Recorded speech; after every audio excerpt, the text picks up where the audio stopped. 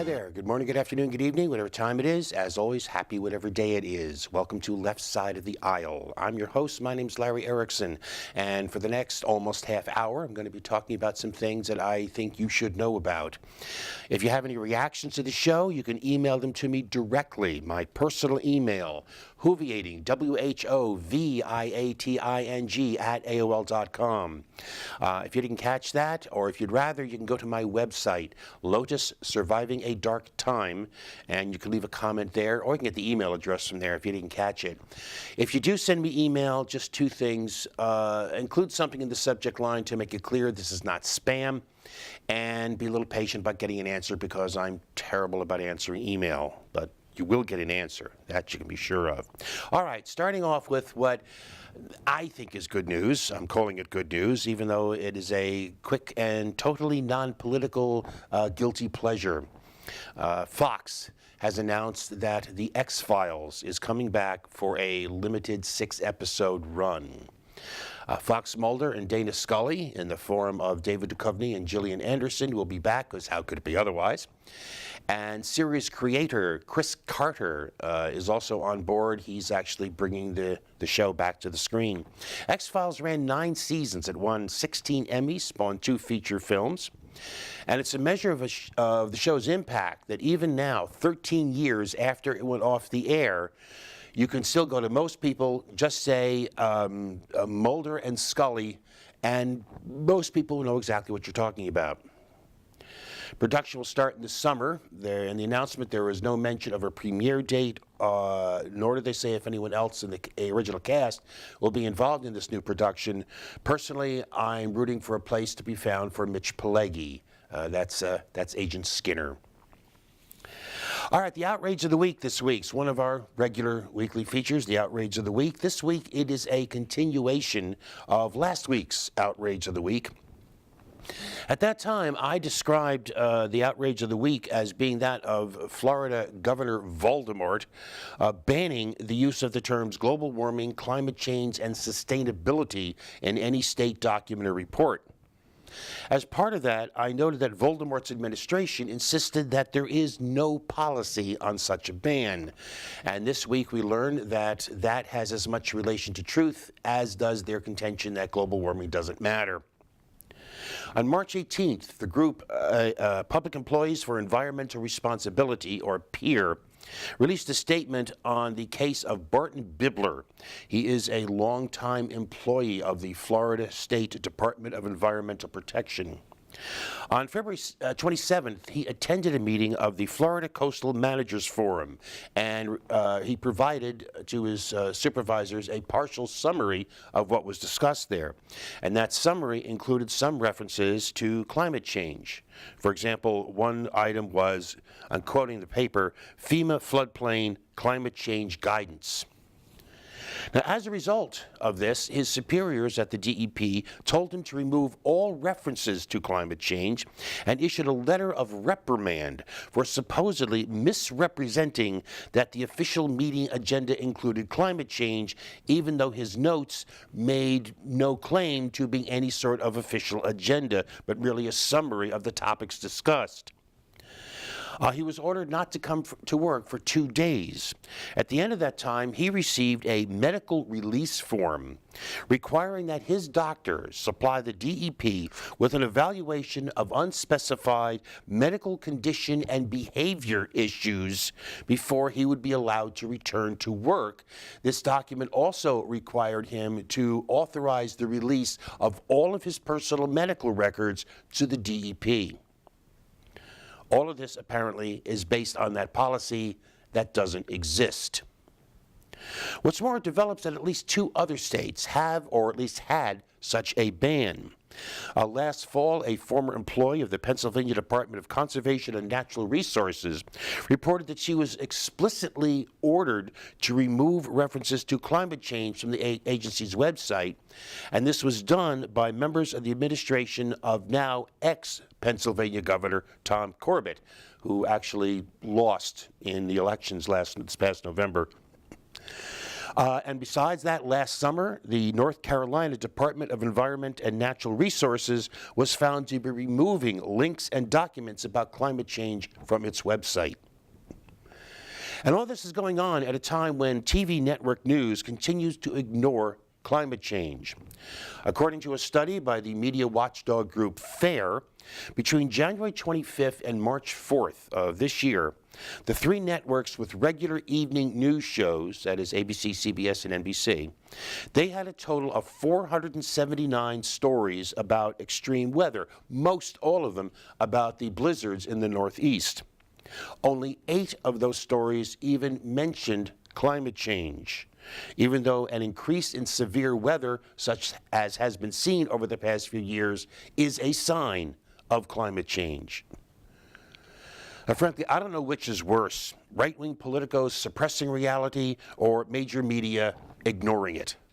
I do know they are both outrages.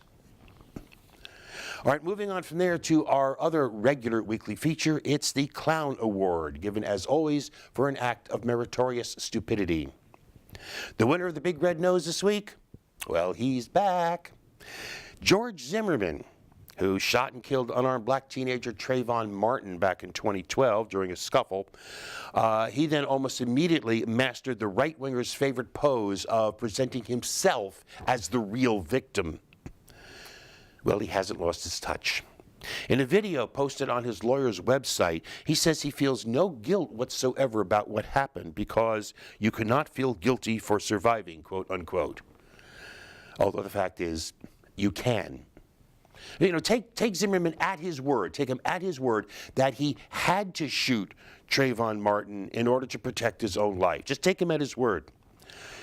Most people who go through experiences like that do feel guilty for surviving. They do feel guilty about having killed another human being. And it takes them some time and some effort to come to terms with that and ultimately to forgive themselves about it. Apparently, George Zimmerman, it took no time and no effort to forgive himself, which actually tells me more about the character of George Zimmerman than I think I ever wanted to know. All right, but where it gets funny, really funny, is that when he was asked who had treated him really badly, who had treated him the worst, well, of course, who else it would be?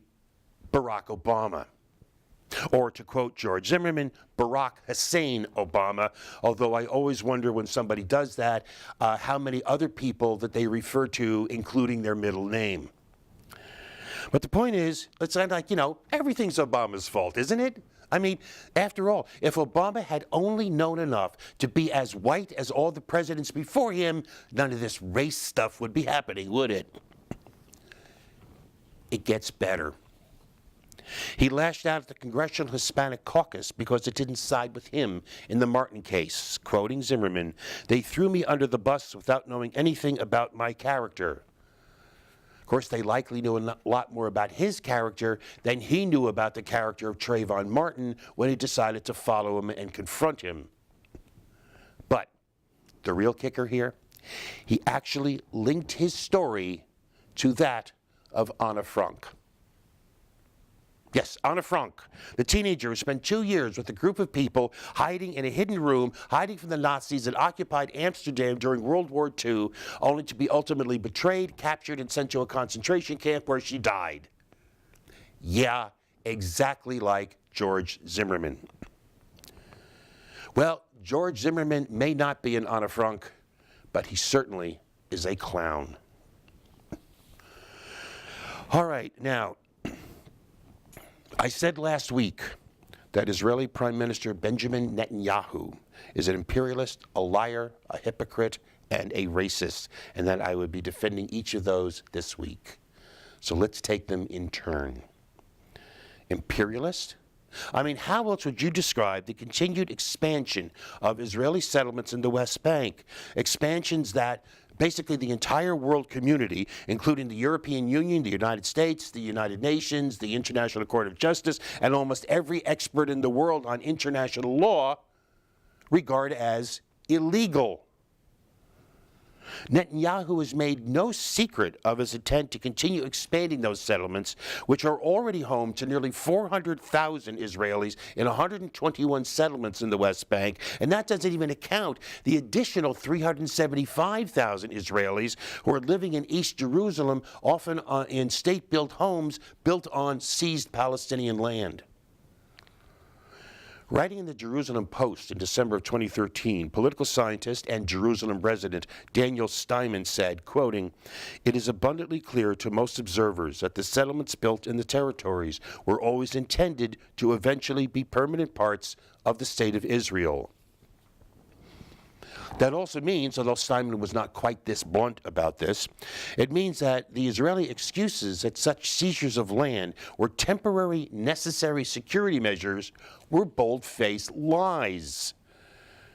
Unless, that is, temporary means permanent, and security means stealing enough Palestinian land to have total Israeli control of the West Bank. In other words, these settlements represent a land grab of military-occupied territory, which means they are potentially a war crime, and they are intended ultimately to present the world with a fait accompli: the West Bank just is part of Israel, so stop whining and get over it. In fact, this has long been the policy of right-wing Israeli parties, including Likud, which is Netanyahu's own political party. And I will tell you, as a sidebar here, that my own notion of what constitutes justice in the Middle East began to change some years ago when I learned from a friend who was an expert on the region that the official slogan of Likud translates to "both sides of the Jordan," which would mean including not only all of the West Bank, but a good hunk of the modern state of Jordan. Under Netanyahu's governments, those illegal settlements in the West Bank have not only been expanded, the pace of expansion has increased. You know, the thing is, even people who are aware of the West Bank often don't grasp what the situation on the ground is. I mean, they picture the West Bank, they probably picture a map something like this. I mean, there's Israel, there's the West Bank, okay? But a truer picture of the situation on the ground can be seen in this map. Every one of those red dots is an Israeli Jewish settlement. Every one of those black circles is an Israeli military outpost. An even better sense can be seen here. The brown areas on this map are parts of the West Bank that are under the actual control of the Palestinian Authority. The yellow areas are what's called joint responsibility. The civil authority is in the hands of the Palestinian Authority. You know, they're responsible for picking up the trash and pruning the trees, but the security control is in the hands of the Israeli military. Everything else in the West Bank, all of that white area in the West Bank, is under total Israeli control. And every little blue mark in that area, if you can make those out, those are settlements. Simply put, the Palestinian population of the West Bank has been sliced up into a series of Bantustans, and Palestinians often need the permission of the Israeli military to get from one area of Palestinian actual control to another. And in the process of erasing the reality of a Palestinian homeland, that process is continuing not only in the West Bank, but in East Jerusalem as well. Just last June, Netanyahu's government expanded plans for more than 1,000 additional houses in the East Jerusalem. This was done avowedly, explicitly, as an act of retaliation against the new Palestinian government that had just been elected. This was, of course, after the Palestinians committed the terrible atrocity of freely voting in a free election for a government which the Israelis didn't like. And what's wrong with this government? Well, Hamas says it can support it. This is all part of an effort to end the alienation between Hamas, which is in political and legal control of the Gaza Strip, and the Palestinian Authority, which is the political force in the West Bank. That was, by the way, was an alienation that also included a major civil war among the Palestinians, one which the U.S. and the Israel helped spark, I maintain deliberately, by refusing to deal with an earlier coalition government among the Palestinians. And by the way, this new government does not include any members of Hamas. It does not include any members of any partisan Palestinian organization. It, in fact, is made up mostly of technocrats. Israel doesn't care. The very fact that Hamas says it can support it, that alone makes it, in the words of Israeli's housing minister, his name is Yuri Ariel, makes this government, in his words, quote, the Palestinian terror government. And he called the new construction an appropriate Zionist response, which I suppose is true if and only if being Zionist means being an imperialist. Now, the truth is, being a Zionist does not mean that you are an imperialist. But being Benjamin Netanyahu means that you are. And we're taking a break.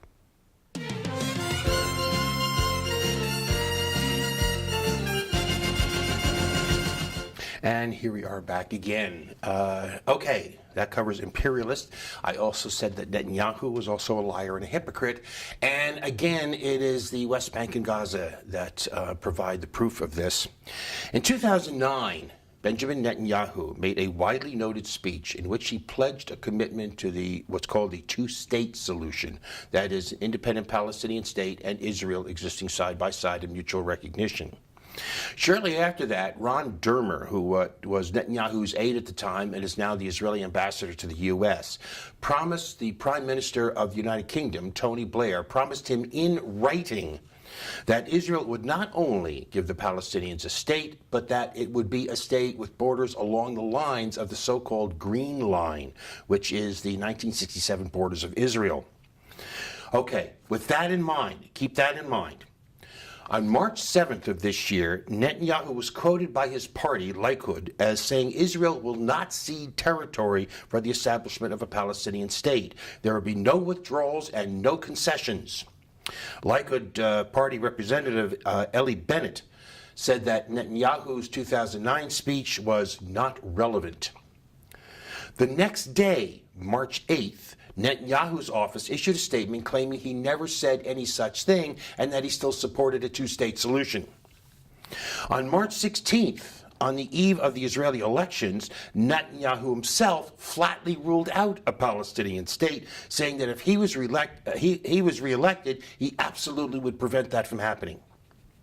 Then on March 19th, having won the most seats in the Knesset with the likelihood of remaining as prime minister, he said he wants a two-state solution. Now, that's a record which would surely brand him as a liar. But it's even worse because every one of those pronouncements is chock full of weasel words about a Palestinian state someday, or in the future, or when conditions improve, and often attached with conditions on such a state that Netanyahu would know the Palestinians were unlikely to find acceptable. They're weasel words that allow him to say both that he is for a Palestinian state and against a Palestinian state, while insisting he never actually changed his position. The position, in short, is that a Palestinian state always gets pushed further and further and further into the distant future, which actually would mean the statement on March 7th, the one from Likud, which his office denied the next day, had it spot on when it described Netanyahu's, quote, entire political biography as a fight against the creation of a Palestinian state, which actually makes him both a liar and a hypocrite. Because that's what he's doing. He's hiding behind weasel words and emphasizing whichever part, for or against, is politically useful to him at the moment. I'm for a Palestinian state. Eventually, someday. Or I'm against the Palestinian state. Right now. But each of those stands serves the same purpose. It pushes a Palestinian state forever further into the future, which means ultimately no Palestinian state ever, Israeli control of all of Judea and Samaria forever. And this is without him ever having to have the integrity or the guts to say so directly. All right, that just leaves racist. When the polls were open, while voting was taking place in Israel on March 17th, Netanyahu posted a video on Facebook in which he said, quoting, "The right-wing government is in danger. Arab voters are coming out in droves to the polls. Left-wing organizations are busing them in. Get out to vote. Bring your friends and family. Vote Likud in order to close the gap between us and Labor." He said all this was the work of the left trying to distort the true will of Israelis and give excessive power to radical Arabs. Now, this is even dog whistle territory. Okay? And by the way, if you've heard that expression, not sure where it came from, it comes from the increasing practice of right-wingers and other assorted bigots to try to hide their bigotry by using words, code words that are vague and neutral sounding enough that the idea is only their intended audience would understand their real meaning. But this, from Netanyahu, this doesn't even have the subtlety of a dog whistle. This is blatant. We're in danger. The Arabs are coming. The Arabs are coming in droves. Hurry, hurry, before it's too late. Now, presenting the image of Arabs voting, and remember, these Arabs he is talking about are citizens of Israel. Presenting the image of Arabs voting as a danger, presenting the image of a group of Israeli citizens having a high voter turnout as threatening, is patently, transparently bigoted, racist, and foul. And before you argue, as some have tried to do, that this was just election rhetoric and the only threat involved was to victory in a particular election, transfer this election to the United States and the words to that of some U.S. politician. Our party is in danger. African Americans are coming out to vote in droves. Or, our party is in danger. Homosexual voters are coming out in droves. Or, women voters are coming out in droves, or Hispanic voters, or for that matter, Jewish voters. Would any of those statements strike you as bigoted, as racist, or homophobic, or sexist, or anti-Semitic? Would you then dismiss any of those as meaningless election rhetoric? If not, and I hope the answer would be no, then you can't dismiss Netanyahu's words either. Some didn't. For example, Rabbi Rick Jacobs, he's the president of the Union for Reform Judaism. This is the largest Jewish denomination in the United States. Said he was, quoting, disheartened, distressed, and frankly stunned by Netanyahu's video. He called it anti-democratic and a sad commentary on how Arab citizens of Israel are viewed.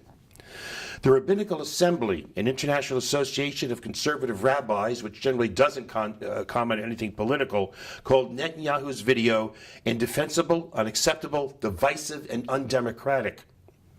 In Israel itself, the Zionist Union Alliance, which is one of the parties contesting for seats in the Knesset, denounced the statement as racial fear-mongering and said, quoting, no other Western leader would dare utter such a racist remark. Oh, but on the other hand, all that was before Netanyahu turned liar and hypocrite again.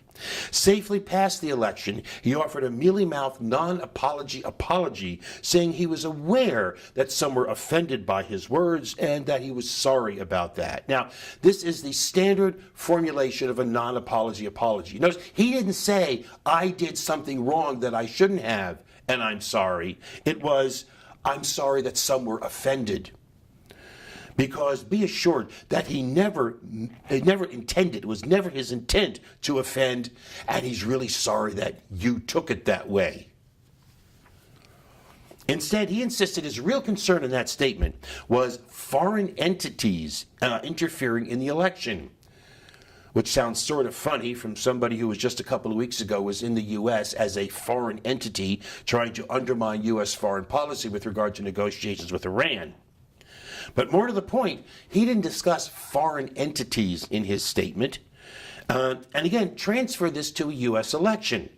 Well, when I talked about blacks voting in droves, I wasn't talking about the blacks. I was talking about those communists paying for the buses. If that wouldn't persuade you, neither should what Netanyahu said. But then again, let's be entirely fair, which is more than he deserves. Which is that, of course, it wasn't his intent to offend. His intent was to gin up racist fears for his own personal, political, and ideological gain. Well, does that mean that Netanyahu himself is not a racist, just someone who exploits racism? That's something I call a distinction without a difference. You don't get to play that game. You use racism, you exploit racism, you employ racism, you are a racist. Which means if you are Benjamin Netanyahu, you are a racist. Period. You know, the only good thing that has come out of all this has been the reaction of the Obama administration. White House Press Secretary Josh Earnest dubbed Netanyahu's remark about Arab voters, quote, a pretty transparent effort to marginalize Arab Israeli citizens and their right to participate in democracy. White House Chief of Staff Dennis McDonough dismissed Netanyahu's lame attempt to pull an Emily Latella never mind about his campaign pledge to block a Palestinian state, saying, quote, we cannot simply pretend these statements were never made, or that they don't raise questions about the Prime Minister's commitment to peace. Obama himself is supposed to be reassessing U.S. relationship with Israel, including pulling down the diplomatic cover the U.S. has provided at the UN and becoming less active in protecting Israel and other international organizations, plus finding new ways to express U.S. opposition to the continuing expansion of Israeli settlements in the West Bank and East Jerusalem. But here's the thing. It's another example of when it comes to the amazing Mr. O, very often the words soar and the deeds crawl if they move at all. Because despite claims by some that matters have reached what some are calling a tipping point, there is no sign of any actual changes in policy coming out of the White House other than just words. More importantly, the United States, the White House, has specifically ruled out any reassessment of what it called security cooperation with Israel, which means at point the $3 billion in military aid we give them each and every year. Daniel Kurtzer, former U.S. ambassador to Israel, said, quote, the administration is putting everything on the table except security assistance. And Representative Adam Schiff said, I think that the military and the intelligence cooperation is going to go on no matter who is Prime Minister of Israel. In other words, we're going to keep sending them the big bucks no matter what. So why should Israel care about the rest of it? Why would it care about the rest of it? Israel, particularly under governments such as Netanyahu's, not only his, but particularly under governments like his, has shown itself time and again entirely willing to ignore the voices of the rest of the world, to ignore the International Court, to ignore the European Union, to ignore the United Nations, to ignore the Security Council, to ignore the United States. Israel has shown itself again and again to be immune to moral and ethical criticism, no matter the source. And even now, Israel revels in its isolation in the world community as if that were a badge of honor and proof of its virtue, rather than the result of a judgment by the world. Why then should the White House expect Netanyahu to care about anything except the continued flow of U.S. dollars, the continued flow of U.S. arms, the continued flow of what makes it possible for his government to simply ignore the rest of the world in pursuit of its own dreams of a greater Israel standing astride the Middle East like a colossus, rivaling the domains of King David in the greatest imagined extension of its realm? There is only one change in U.S. policy that might have real impact: an end to the so-called security assistance, an end to military aid. Now, even that might not sway Israel from its denial of Palestinian rights. It might not pause its theft of Palestinian land. It might not hinder its ongoing illegal annexation of the West Bank. But even if it's true that we may not be able to stay the hangman's hand, we can at least stop paying for the rope. That's it for this week. You have the best week you possibly can. We'll see you in a week. Peace.